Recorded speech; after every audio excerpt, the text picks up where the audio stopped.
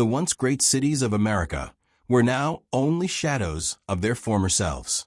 What had started as a virus outbreak, one that turned humans into mindless, bloodthirsty monsters, had ravaged the country for nearly a decade. Entire states had fallen to the undead hordes. For years, survivors had been forced into hiding, scavenging, and fighting for their lives.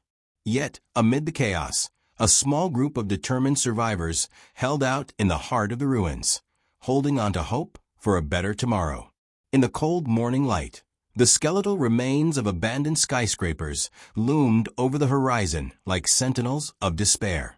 The survivors had fortified a small, makeshift settlement in the remains of what was once a thriving metropolitan area. Its walls, hastily constructed from scrap metal, concrete, and salvaged wood, stood as their final defense. But everyone knew it wouldn't hold for long. The undead had been growing in number, and the surrounding area was thick with their grotesque presence. Kara, a seasoned survivor with piercing green eyes and a scar across her cheek, stood atop the guard tower. Her eyes scanned the wasteland for any sign of movement. The air was thick with the smell of rot, the wind carrying the faint sound of moans from miles away. The zombie hordes were out there, waiting, biding their time. She gripped her rifle tighter, knowing that this day could very well be the last. The settlement was all that was left, the last beacon of humanity in this decimated world. Anything, a voice called from behind her. Kara turned to see Ethan, her trusted ally and the leader of their group, climbing up the ladder.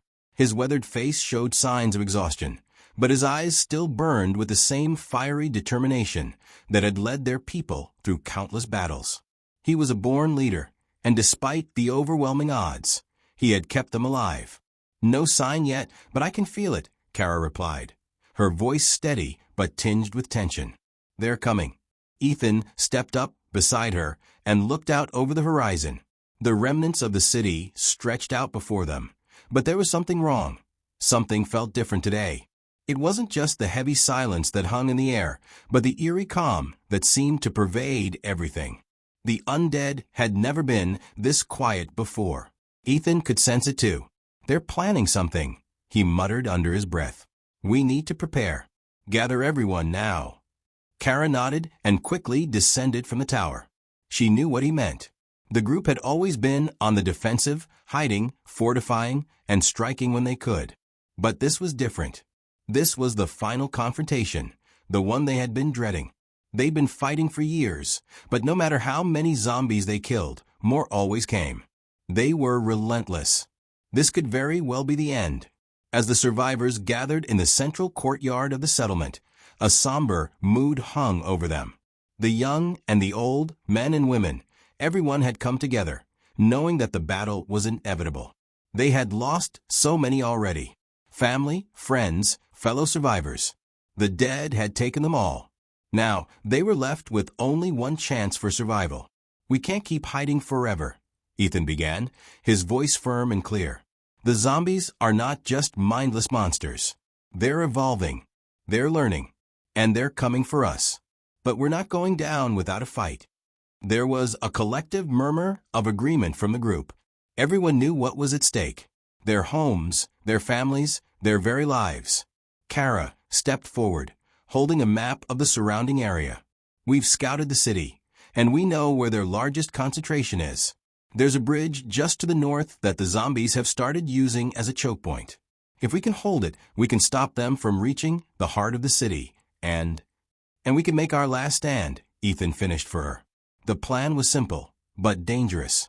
They would take a small group and use guerrilla tactics to disrupt the zombies' path, hoping to slow them down long enough to give the others time to prepare for the final siege. But everyone knew there were no guarantees. This wasn't just a fight for survival anymore. This was the beginning of the end. "Remember," Kara said, her voice steady, "we do this together. No one gets left behind." The survivors split into their designated teams, each person knowing their role in the coming battle. Weapons were checked and rechecked, makeshift armor donned, and everyone silently prepared themselves for what was coming. As the sun began to rise, casting an eerie orange glow over the ruins, the first of the undead appeared on the horizon. At first, it was only a handful of figures, staggering aimlessly. But as they drew closer, the numbers grew more and more until the ground seemed to ripple with their presence. The zombies were closing in, and this time it wasn't just a few stragglers. This was the beginning of the final assault. Kara and Ethan exchanged one last glance. The time had come. The fight for humanity's survival had begun. This marks the beginning of the survivors' last stand. Would they be able to overcome the growing zombie horde? Or would this be the day the human race fell into oblivion? The fate of the remnants of America now rested on the shoulders of these brave few, who would fight not just for their own lives, but for the future of the world. The quiet stillness of dawn was shattered by the first sounds of battle. The ground shook with the heavy steps of the undead as they approached the makeshift barricades that the survivors had erected to protect the bridge. Kara stood at the forefront, her heart pounding, her eyes scanning the darkening horizon. She could already see the silhouettes of the zombies moving in, slow, relentless, a wave of death that would swallow everything in its path if given the chance. Ethan's voice crackled over the comms. Kara, status report. How much time do we have? Not much, Kara replied, tightening her grip on her weapon. They're closer than we thought. We'll need to move now if we want to make it to the bridge in time. Behind her, the group was ready, armed and prepared for what lay ahead. They had been through skirmishes before, but never anything of this magnitude. It was now or never. They would either make their stand here or die trying. We move out in 5, Kara ordered. The survivors moved swiftly into position, their faces grim but resolute. Kara exchanged one last glance with Ethan before taking off toward the nearby alley. The others followed, their footsteps muted by the thick fog of decay that still clung to the air. The bridge they were heading to was more than just a physical barrier. It was symbolic. If they could hold it, it would buy them more time to prepare for the worst. But more than that, it would prove that they weren't just cowering in fear. They could still fight. They could still win. The streets were eerily quiet as they made their way toward the bridge. Abandoned cars littered the roads, twisted metal and broken glass marking the chaos that had once consumed the area. The occasional distant groan of a zombie echoed through the city, but the survivors knew better than to let their guard down. Silence was often the worst sign. As they approached the bridge, Kara's eyes narrowed. The undead were already there. The first wave of zombies had formed a grotesque mass at the foot of the bridge, their decaying bodies stumbling over each other in their mindless pursuit of flesh. The stench of rot filled the air, making it hard to breathe. Kara raised her rifle, but just as she was about to give the signal, a bone-chilling scream pierced the air. A new wave of zombies, larger, faster, and more organized, poured out from the shadows, their movements synchronized. The survivors froze for a moment, unsure of what they were seeing. These zombies weren't the mindless husks they had faced before. They were evolving. What the hell? Ethan's voice came through the comms, sharp with disbelief. Kara's heart skipped a beat. They're not like the others. They've learned. There was no time to dwell on the implications. With a grim nod, Kara motioned for the group to take their positions. The survivors scattered, taking up cover behind debris and broken vehicles. The battle for the bridge had begun. The first volley of gunfire rang out as the survivors opened fire on the approaching horde. The sound of the shots reverberated through the empty streets, and the zombies seemed to lurch forward in response, their numbers swelling like an unrelenting tide. Kara fired into the mass, each shot finding its mark. But it wasn't enough. The zombies kept coming, their bodies falling, only to be replaced by others in a relentless wave. Keep them back. Ethan yelled over the comms, his voice urgent. We need to hold them at the bridge, no matter what. Kara reloaded and glanced at the others. They were holding their own, but there was something terrifying about the new zombies. They moved with purpose, almost as if they were strategizing, coordinating their attacks. Some of them didn't simply stumble. They crouched low, charging with surprising speed toward the survivors, while others seemed to block their path, forcing them into tight spaces. It was as if they were adapting to human tactics, learning how to counter them. "We need backup now," Kara shouted, but she knew it was too late for reinforcements. They were on their own. The battle raged on, gunfire mixing with the sickening sounds of flesh being torn apart. The survivors fought desperately, using everything they had: guns, knives, blunt instruments. But with every zombie they took down, two more seemed to take its place.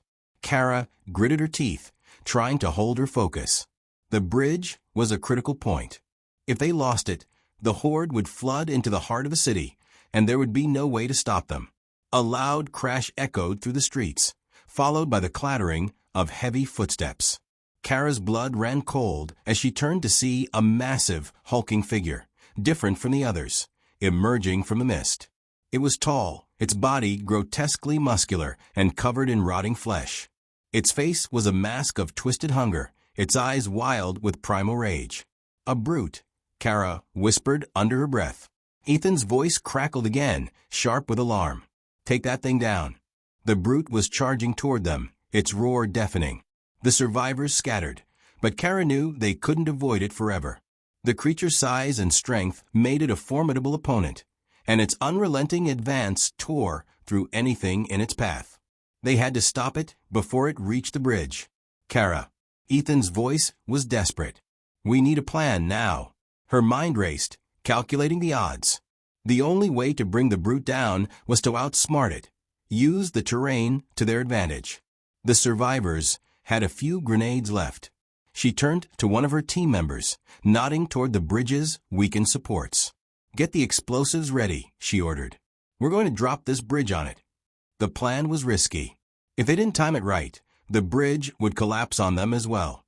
But it was their only shot. As the brute charged forward, Kara hurled a grenade toward the base of the bridge. The explosion rocked the ground, sending a shockwave through the area. For a split second, everything went silent. And then the entire bridge trembled and began to collapse. The brute, too slow to react, was crushed beneath the wreckage. The survivors watched in grim satisfaction, but their victory was short-lived. The remaining zombies, seeing their leader fall, charged forward in a frenzy. And as the survivors fought to hold their ground, they knew that the real battle was only just beginning. The horde had been held back, but only for a moment. The survivors were no longer fighting just for their lives. They were fighting for the future. The bridge had been a victory, but it came at a steep cost. Would they be able to hold out against the increasingly intelligent zombies? The fight for humanity's survival was entering its most dangerous phase. The smoke from the collapsed bridge hung in the air like a thick veil, blending with the acrid stench of decay that never seemed to leave the city. The survivors were huddled together, breathing heavily, their bodies coated in sweat, grime, and blood.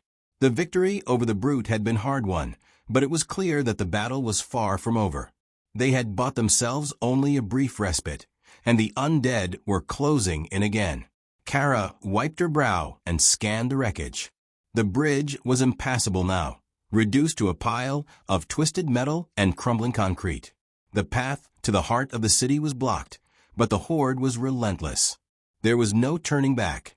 They would need to find another way.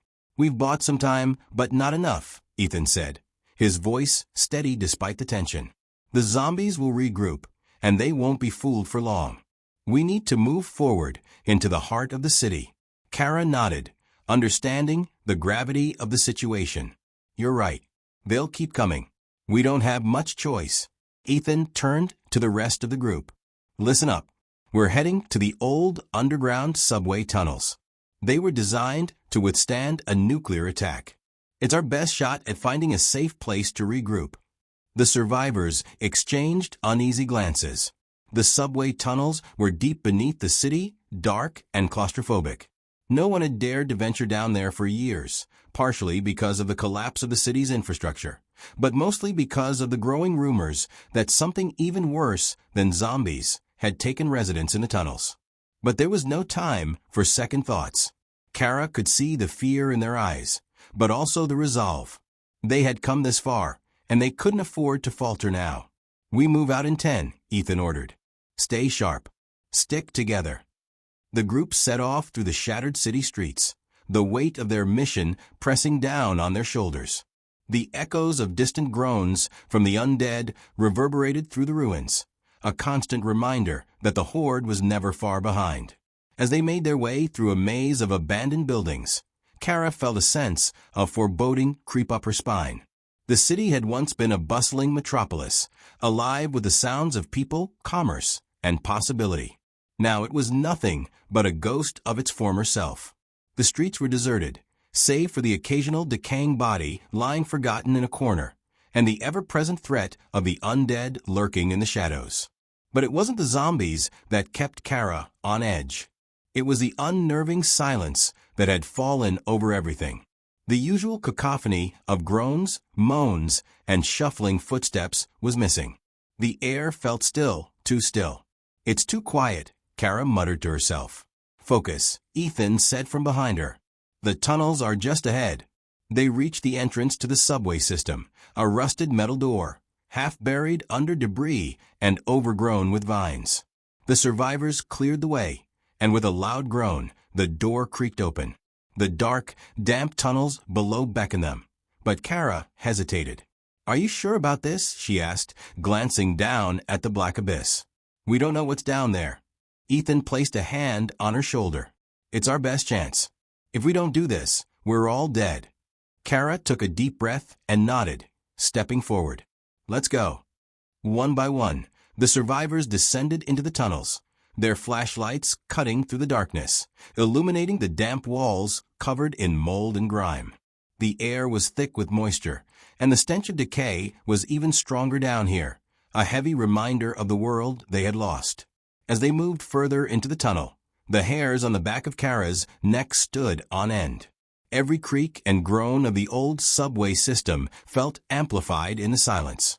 It was as though the very walls were watching them. "Keep your eyes peeled," Kara warned. "We're not alone down here." The group moved cautiously, their footsteps echoing in the narrow passage. They had gone about a mile into the tunnels when they came to an intersection, several tracks branching off in different directions. At this point, the survivors had to make a decision: continue down the main line or take one of the side tracks that might lead to a more secure location. Ethan stopped, his eyes scanning the map they had scavenged from the remains of a city planner's office month ago. "The main track is the fastest way forward," he said, pointing to the map. "But these side tracks could lead us deeper into the city, closer to the old military safe houses." Kara looked at the map as well, her mind calculating their options. They couldn't afford to waste time, but the military safe houses had supplies they desperately needed. If they could reach them, they might have a fighting chance at holding off the horde for a little longer. "We take the side tracks," Kara decided. "We need the supplies." Ethan hesitated, but nodded in agreement. "All right, everyone, we're taking the side tracks. Stay close. Watch each other's backs." They turned down one of the side tunnels, their footsteps muffled by the thick dust that had settled on the tracks. As they progressed, the air grew colder, and the walls seemed to close in around them. The survivors were well aware of the dangers of the tunnels, the risk of being trapped, the possibility of encountering hostile survivors, or worse, something even more terrifying. Suddenly, the sound of scraping echoed through the tunnel, followed by a low growl. Kara froze, her heart skipping a beat. Did anyone else hear that? The survivors stopped in their tracks, straining to listen. The growl grew louder, followed by a series of hissing noises. Something was definitely down there with them. Without warning, a figure lunged from the shadows. It was human, but twisted, deformed, and covered in thick layers of grime and blood. The creature's eyes glowed with an eerie yellow light, and its mouth opened wide, revealing jagged teeth. A mutant. "Get back," Kara shouted, pulling her weapon free. The creature's growl grew louder, and in the blink of an eye, it was upon them. The survivors had just begun their descent into the depths, but now, something even worse than zombies awaited them. The tunnels were no longer just a hiding place. They were a battleground. Would they be able to escape the horrors lurking below, or had they stepped into a nightmare they could never wake up from? The heart of the horde was far from over, and now, the real test of survival had begun. The mutant snarled, its glowing eyes locked onto Kara. its grotesque features twisted in hunger. For a moment, everything felt frozen.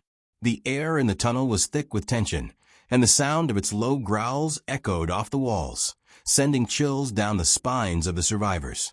They were in the depths of the city now, far from the safety of daylight, and it was clear that the darkness below was far more dangerous than they could have anticipated. "Fall back," Kara shouted, her voice sharp and commanding. She quickly fired a shot, narrowly missing the mutant's head as it lunged again, its mouth snapping open to reveal jagged, yellow teeth. The mutant was fast, its movements erratic and unpredictable, a terrifying combination of primal rage and unnatural agility.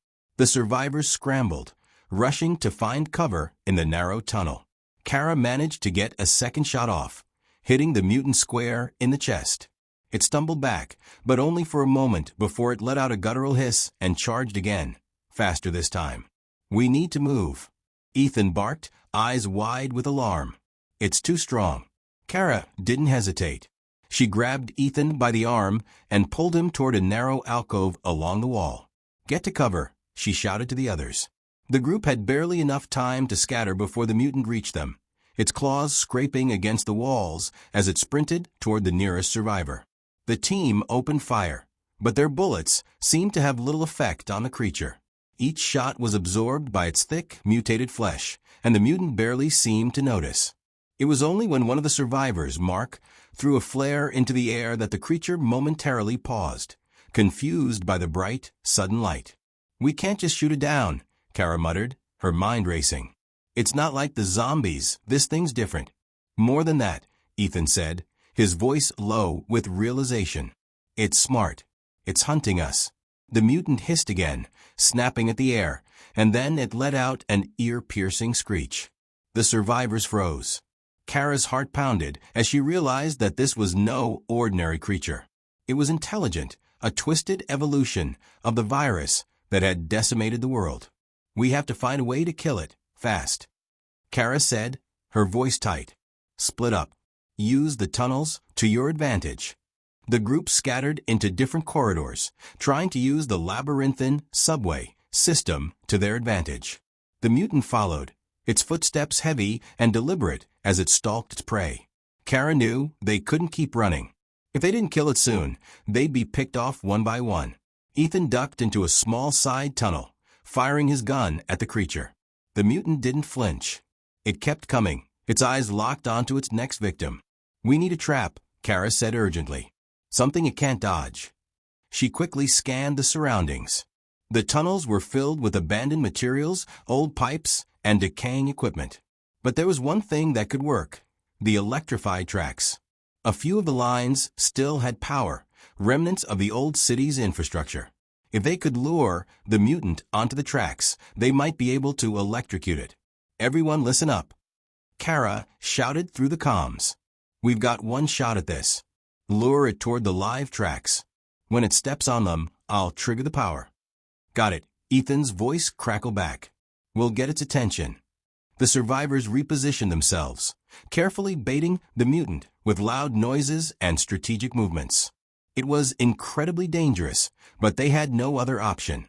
The creature was relentless, and it wouldn't stop hunting them until they were all dead. The mutant, sensing movement, began charging again, this time with even more aggression. Kara held her breath, watching as it closed in on one of the survivors, a young man named Lucas. He was the bait, and his every move was crucial. "Now," Kara shouted. Lucas sprinted toward the tracks, the mutant hot on his heels. He glanced back, terror written across his face, but he didn't stop. Kara stood behind the control panel, her finger hovering over the switch. The moment the mutant's massive foot made contact with the electrified tracks, Kara slammed her hand down on the button. A blinding blue flash lit up the tunnel as the electricity coursed through the rails. The mutant screamed in agony, its body convulsing violently. For a moment, it looked like it might break free, but the electric current held it in place, its flesh crackling and burning. The survivors watched breathless as the creature's body finally fell limp. The screeching stopped, and the smell of burning flesh filled the air. But Kara didn't feel a rush of triumph. There was only dread. This was just one mutant, and they were deep in the heart of a city, surrounded by an entire underground ecosystem of monsters. They hadn't just been fighting zombies anymore. They were dealing with something worse. Kara motioned for the group to fall back. Keep moving. We don't have time to dwell on this. As they continued down the tunnel, the survivors moved with greater urgency. The fight with the mutant had only been the beginning. They had just learned how badly the world had changed beneath the surface. The virus was no longer just an infection. It had become something far more insidious, something that could adapt, evolve, and think. Something that could hunt. The survivors reached a large chamber, a junction of several subway lines. In the center of the room, a faint light flickered, casting long, jagged shadows across the walls. Kara's eyes narrowed. The light was a sign someone had been here recently. She motioned for everyone to hold up. They weren't alone. Stay quiet, Ethan whispered. We're not the only ones down here. And with that, the survivors crept forward, their every footstep measured. As they approached the light, the distant sound of voices reached their ears. Human voices. But were they friends? Or something far worse? The survivors had just barely escaped the mutant. But the worst was yet to come. Who else lurked in the depths of the city, hiding in the shadows? The group now faced a new threat, one that wasn't just undead. The real battle was not just for survival anymore. It was for trust, for humanity itself. And in the underground, beneath the ruins of civilization, it was unclear who the real enemies were. The flickering light grew brighter as the survivors cautiously moved toward it, the air thick with tension. Kara's pulse quickened with every step. Her hand gripped her weapon tighter, her instincts telling her to be ready for anything. They had just survived one of the most dangerous creatures they had ever encountered in the depths of the tunnels, and now they were walking into the unknown, another possible danger, or maybe a lifeline. The voices they had heard before were closer now, more distinct. They didn't sound like the groans of the undead, nor the guttural growls of mutants. These voices were human. But after everything they had been through, Kara knew better than to trust that easily. Stay sharp, she whispered, her voice barely audible. Ethan nodded, his expression tense as he adjusted his grip on his rifle. The rest of the group followed suit, their movements synchronized with practiced precision. They had been through hell together, and they knew the rules. Trust no one unless they prove themselves. The group approached the source of the light and came to a sudden halt. The flickering glow was coming from a series of old floodlights hanging from the ceiling, casting long shadows over the scene below. Kara peered cautiously around the corner. What she saw nearly stopped her heart. In the vast underground chamber, a large group of survivors, humans, had set up what looked like a small but well-organized colony. The place was surprisingly clean, given the environment, with makeshift tents and walls of scrap metal that had been pieced together with care. A few people moved about, their expressions grim but focused, as they worked to tend fires, check supplies, and fortify their defenses. They weren't just survivors, they were living. Kara's breath caught in her throat. For the first time in weeks, she saw something that resembled hope. "This is unexpected," Ethan murmured beside her, his eyes wide with disbelief. "Are they really?" Kara didn't answer immediately. She was too busy assessing the situation. The people in the colony were armed, but not in the way one would expect of survivors on the run. They weren't holed up in fear, they were actively rebuilding. They had food, water, and medical supplies, and there were even signs of technological work in the corner, where what looked like an old generator hummed softly in the background. "They're organized," Kara said softly. "But we can't just walk in there without knowing who they are." Ethan nodded in agreement. "We need information before we make any moves." The group waited, hidden in the shadows, watching the colony for a few more minutes. They needed to know more before stepping into what could very well be a trap. Suddenly, a figure emerged from one of the tents, a tall man, his face rugged but calm. He looked to be in his late 30s, with short-cropped hair and a weathered jacket. He had the posture of someone who had seen a lot, someone used to making decisions for the greater good. The man walked toward a small makeshift stage in the center of the colony, where a few others gathered around. He raised his hand, calling for attention. "Gather round," he called, his voice strong and commanding. "We've survived another day. We've built another wall, patched another breach, and we've got another batch of clean water coming in. But that's not enough. It's never enough." Kara exchanged a look with Ethan. This man's words were sharp, but there was a fire in them, something that resonated with the survivors. "Today we keep our eyes sharp," the man continued, his voice growing more intense. "The undead are closing in. The mutants are getting smarter. And that means we have to work smarter too. Everyone, get to your posts. Now." The survivors in the colony scattered, each moving with purpose, their eyes alert and ready for whatever came next. "Let's move," Kara whispered to the group. "We'll approach slowly. No sudden moves." They crept forward, keeping to the shadows, until they were within earshot of the man. Kara could hear bits of conversation as they passed a few survivors who were clearly part of the leader's inner circle. "What do you think?" one asked the other. "They say the mutants are getting more aggressive. Think this is it?"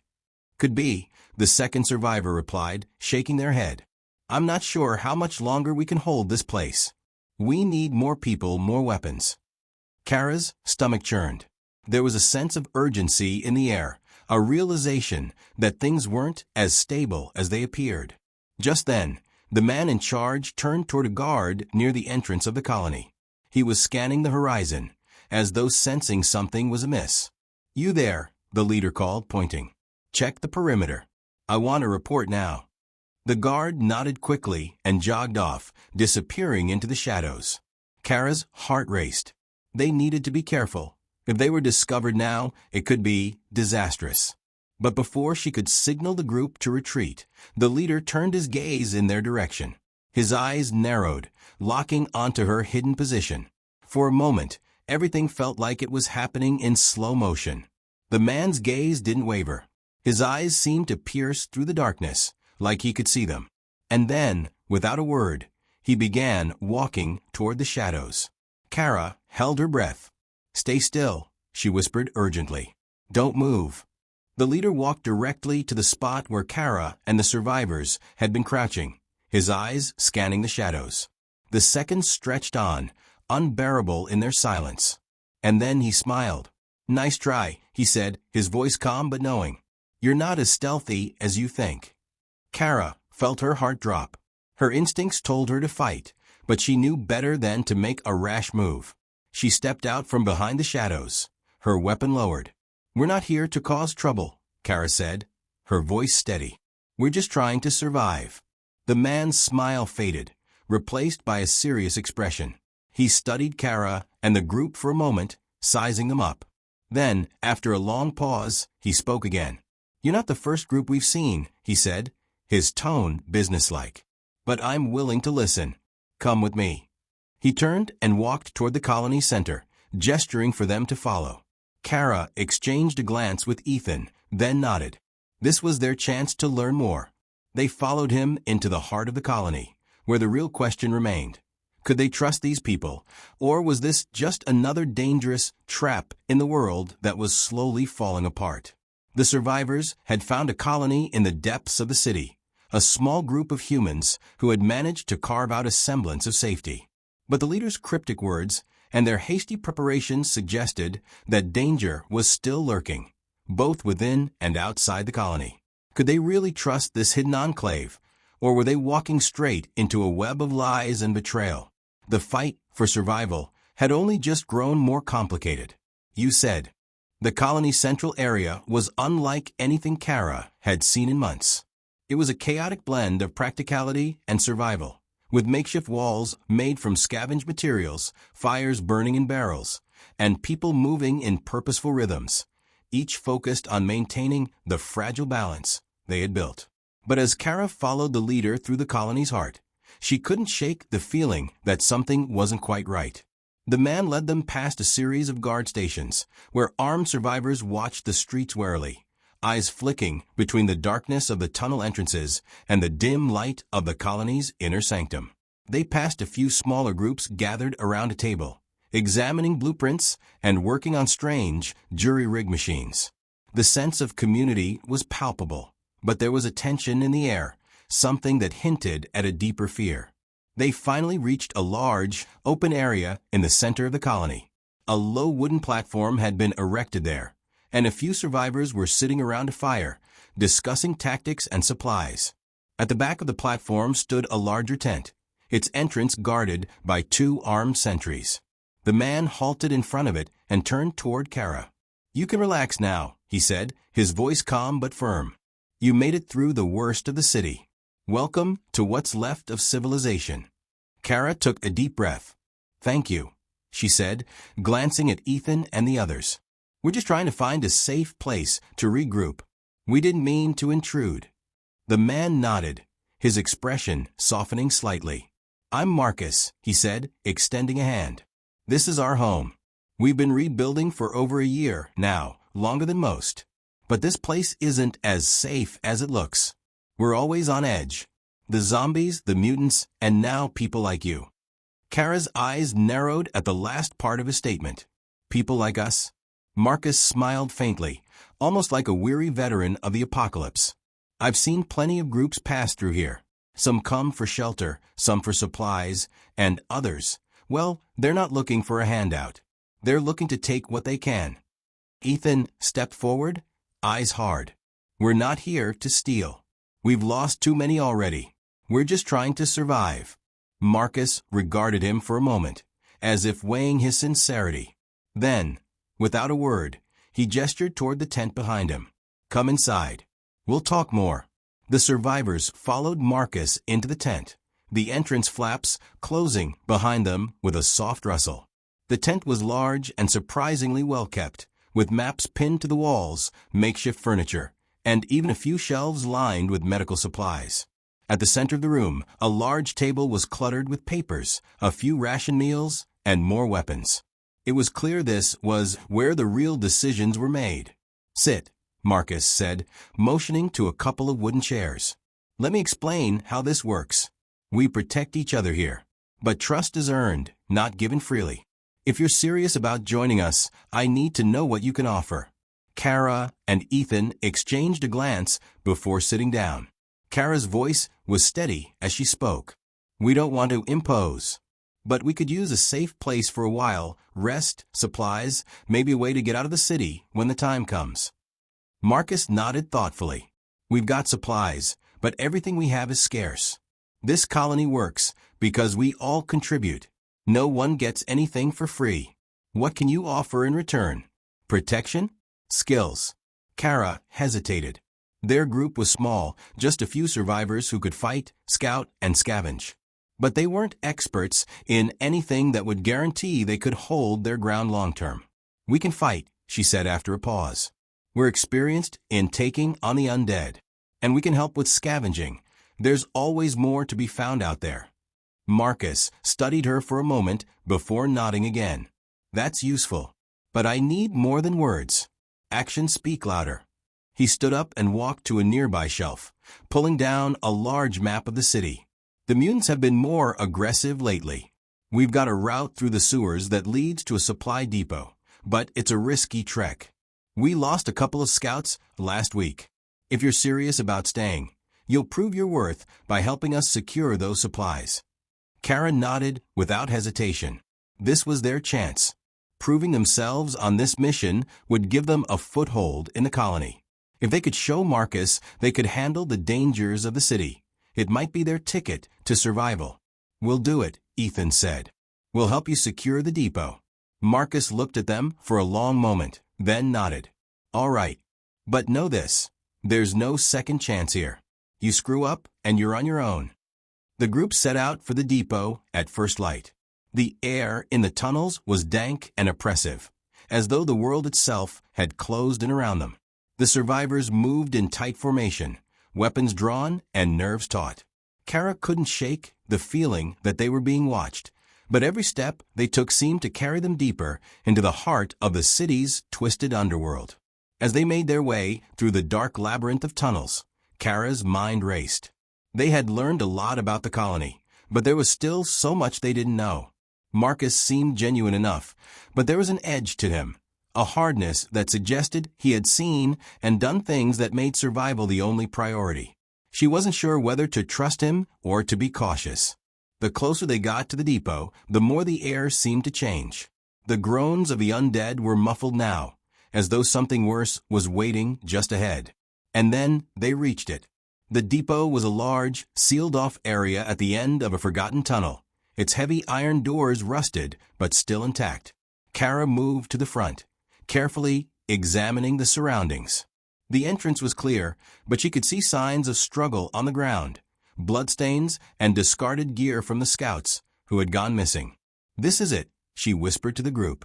"Stay alert. We don't know what's waiting inside." With a quick motion, she signaled Ethan, who worked with her, to pry open the rusted door. It creaked loudly, and the noise sent a chill down her spine. As the door opened, a strange, almost unnatural silence fell over them. Kara stepped inside, her flashlight cutting through the darkness. The warehouse was lined with shelves filled with supplies, canned food, medical kits, weapons. But it wasn't the goods that drew her attention. It was the thick, foul stench that hit her next. The unmistakable scent of something decaying, something alive and yet not. And then they saw it. The shadow moved, quick and silent. A pair of glowing eyes in the darkness. "We're not alone," Kara whispered. In that moment, the real nightmare began. The survivors had agreed to prove their worth by securing a supply depot. But the depot had its own dark secret. Now, with something lurking in the shadows, Kara and the others were about to face a new threat. Was this colony really their chance at survival, or was it just another trap in a city that seemed determined to swallow them whole? The final test of their trust and strength had just begun.